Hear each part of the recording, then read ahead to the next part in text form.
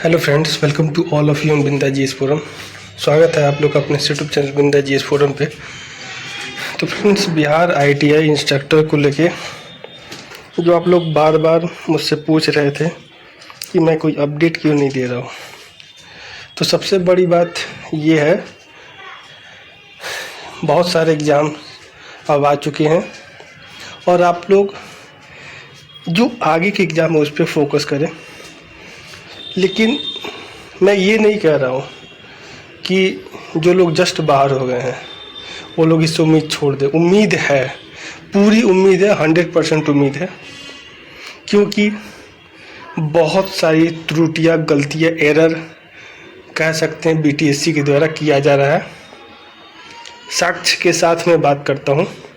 और एक चीज़ मैं स्पष्ट बता दूँ सबसे कि बीटीएससी आरटीआई का जैसे जवाब दे रही है, उसके बाद जैसे कोर्ट केस हो रहा है, फिर से पिटीशन फाइल हो रहा है, बहुत ही निंदनीय है। और बीटीएससी को अब नहीं देना चाहिए कोई वैकेंसी। मैं खुल के बोल रहा हूँ, बीपीएससी को दे देता तो ये काम बहुत जल्दी हो जाता। ये इसलिए मैं बोल रहा हूँ क्योंकि एक साल के अंदर ये सारा चीज़ हो जाता है। जून में, ये जून जुलाई तक ये मामला ख़त्म हो जाता है, लेकिन इसको पकड़ के अब 2025 में ले गया है।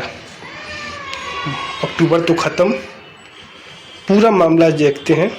और पसंद आए तो शेयर कीजिएगा, लाइक कीजिएगा, सब्सक्राइब कीजिएगा, शेयर कीजिएगा और ध्यान से कमेंट कीजिएगा। ये आप लोगों को मैं स्पष्ट रूप से पहले से बता देता हूँ और सोच समझ के कमेंट कीजिएगा, ठीक है? क्योंकि पिछले बार मैं नहीं, अब शांत रहूँगा। पहले मैं बता देता हूँ, क्योंकि जितने फ्रॉड हैं वो फ्रॉड हैं जो मेरे चैनल पे आकर उल्टा सीधा करते हैं। और इसके चक्कर में मैं बीटीएससी से रिलेटेड सारा जानकारी देना बंद कर दिया था। तो पूरी बात को स्पष्ट रूप से सुनिएगा। ये आरटीआई से मांगा गया जवाब है। क्वेश्चन किया गया, भाई मांगी गई सूचना आपके सामने है, दी जा रही वाली सूचना सामने है और ये भी आपके सामने है। मुझे लगा कि ये जस्टिस का पार्ट है तो इसे बताना चाहिए अकॉर्डिंग टू आरटीआई एक्ट 2005 के अंतर्गत, ठीक है? लोकपाल भी, ombudsman है, बहुत सारा है, बहुत सारे जुडिशरी मशीनरी है जो एक्टिव है, एग्जीक्यूटिव मशीनरी भी जो एक्टिव है। लेजिस्लेटिव तो है ही, लेकिन लेजिस्लेटिव इस पे ज़्यादा संज्ञान इसलिए अभी नहीं ले पा रही है क्योंकि अभी इलेक्शन दूर है, 4 से 5 महीना। जैसे ये इलेक्शन का तुल होता तो वो लोग भी इसको ज़रूर, सारे कैंडिडेट जा रहे हैं लेकिन कोई रिस्पांस नहीं हो रहा है। फर्जी कमेटी भी बना, बहुत अच्छी बात है, उसको मैं 1,00,000% सराहनीय मतलब कदम मानता हूँ कि हो रहा है, बहुत अच्छा है। क्योंकि जिस तरीके से ये चीज़ बताया गया है, मांगी गई सूचना का जवाब दिया गया है, ये कहीं से भी सही नहीं है। क्या है जानिए पूरा मैटर। व्यवसाय अनुदेशक ये 18/2023 के अंतर्गत है। जिनका भी है उससे रिलेटेड समझ लीजिएगा ध्यान से। और ये सब के लिए, आईटीआई से लेकर डिग्री डिप्लोमा सब के लिए है। उसके तहत EBC 1 कोटि के चयनित अभ्यर्थी भारत सरकार प्रपत्र में NCL तथा बिहार सरकार के परियोजनार्थ पुराना NCL दस्तावेज सत्यापन के समय दिए थे, वैसे कितने अभ्यर्थी को EBC 1 का लाभ दिया गया है? ध्यान से सुन लिए।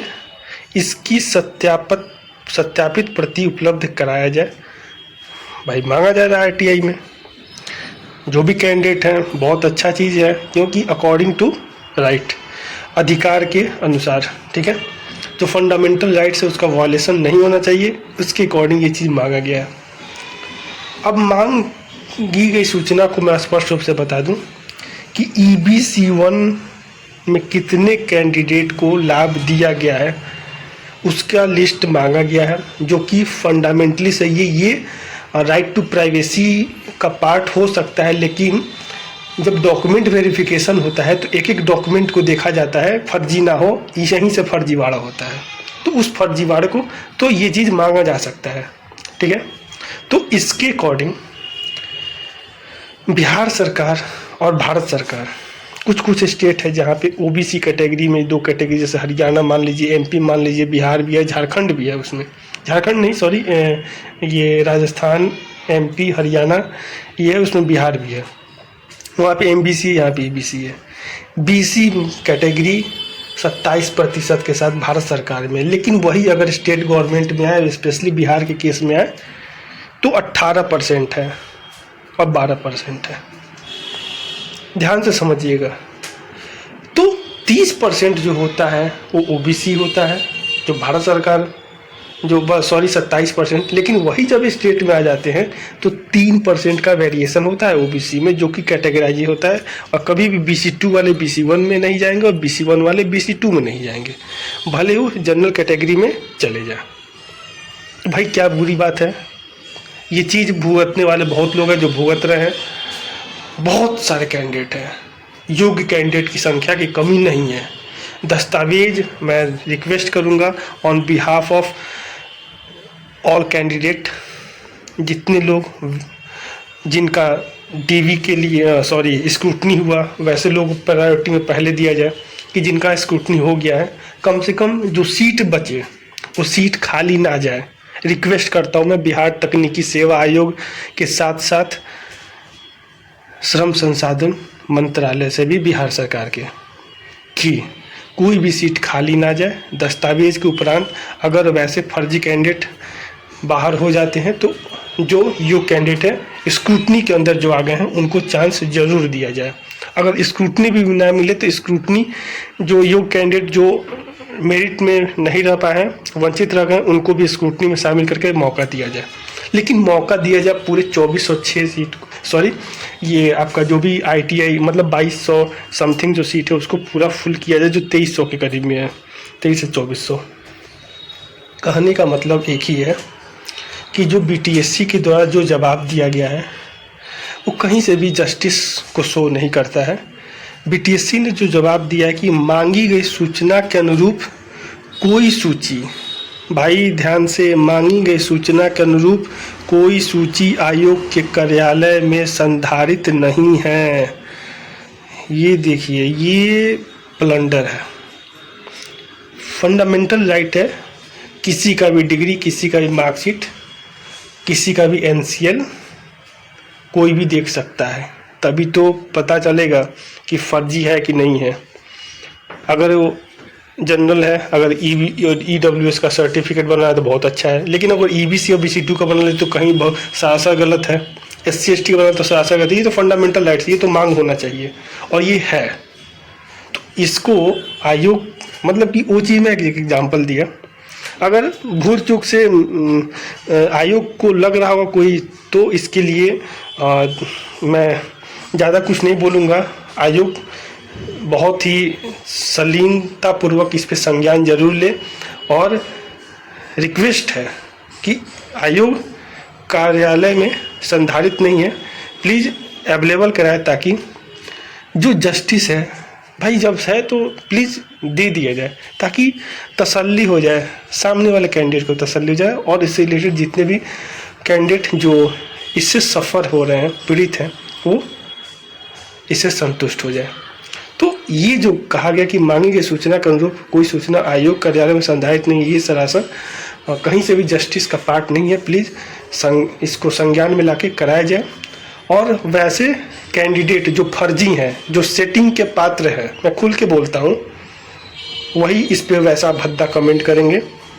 और आपसे हाथ जोड़ के विनती है कि मेरे चैनल पे आप लोगों के लिए कोई जगह नहीं है, आप ना आए वैसे लोग, स्पष्ट रूप से मैं बोलता हूँ। इसी के साथ वीडियो को शेयर कीजिएगा, ज़्यादा से ज़्यादा पसंद आएगा तो शेयर कीजिएगा, लाइक कीजिएगा, सब्सक्राइब कीजिएगा, चैनल को एक नई ऊंचाई दीजिए, ताकि मैं शुरू से सही बोलते आ रहा हूँ, लेकिन कुछ लोग गलत, वैसे लोग जो कुछ लोग, मैं स्पष्ट रूप से बोल रहा हूँ, जो गलत तरीके से एंट्री लेना चाहता है, मैं समझ रहा था कि लोग सही है, और जो सरासर वो गलत लोग हैं, मैं उनका खंडन करता हूँ।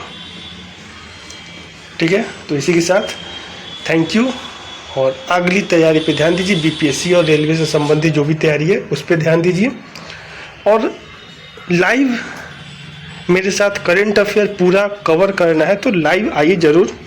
उस टाइम पे नौटंकी नहीं होगा बीटीएससी आईटीआई इंस्ट्रक्टर का, बीच में कोई है होगा तो उसका जवाब जरूर दूंगा, लेकिन current affair, only current affair ही डिस्कस होगा वहाँ पे। पूरा गारंटी के साथ दे रहा हूँ, कोई भी एक सिंगल करंट अफेयर फेक और फालतू नहीं होगा, और लोकल नहीं होगा, ये चीज़ पहला स्पष्ट मैं बोल देता हूँ। तो शाम में मिलिए डेली, वही 8 बजे मिलिए, डेली 8 बजे आपको करंट अफेयर पे हम लोग डिस्कस करेंगे डेली 1 घंटा। थैंक यू, जय हिंद, जय भारत। शेयर कीजिए ज़्यादा से ज़्यादा।